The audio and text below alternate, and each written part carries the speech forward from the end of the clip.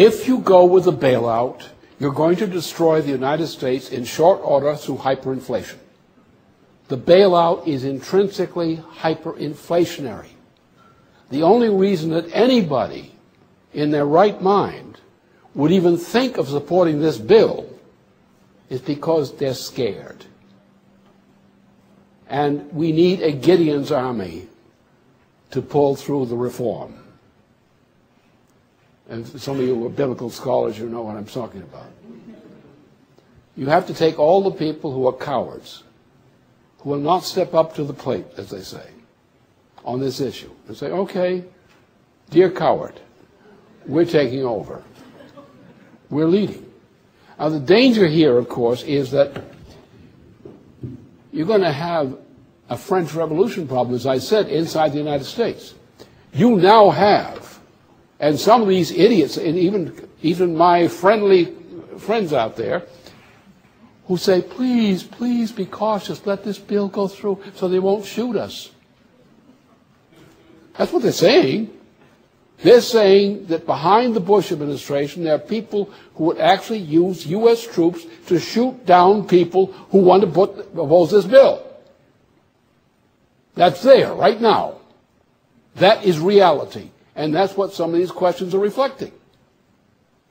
There are people in high places, including some very high-ranking people in terms of their background, who agree totally with what I say about this stuff, but they won't fight because they say, we'll be shot. We don't want to go into a death camp. Well, if we go into a death camp because we do this, the world will never forgive those who do it. And the world will never forgive those who capitulate to this. Anybody who's smart is not going to take on the American people in that fashion. You're not going to shove a dictatorship down the throat of the American people. They'll kill you. They'll kill you. And they can. Learn the lesson of Vietnam and a few other locations.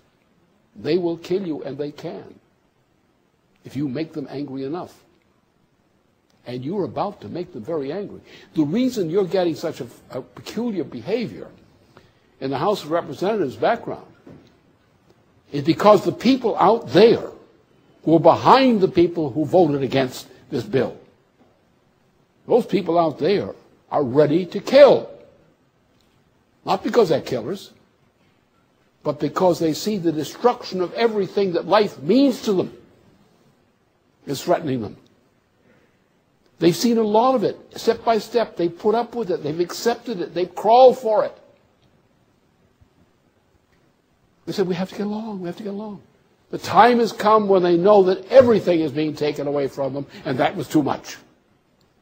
You're going to find the rage against the White House and against the Senate, in particular, is going to escalate in ways during the coming days of this week and next week, in ways beyond anything most of you believe. I can see it right there. It's there. It's coming. The mood in the American people, having gone through fake wars, they've had their children sent out into fake wars, like Iraq. It was a fake war. We don't need to go there. No need to get into that war. Then they made a mess of it, even what they started. No need. Look at the suffering of people who went in service, come back from that war, not with death, but injuries, but they can't get help. They're condemned to horrible conditions. And in every neighborhood in the United States, there's someone in that category. It radiates. Don't you see the hatred you're building up against Washington in the people of the United States? And this bill is one bill too many.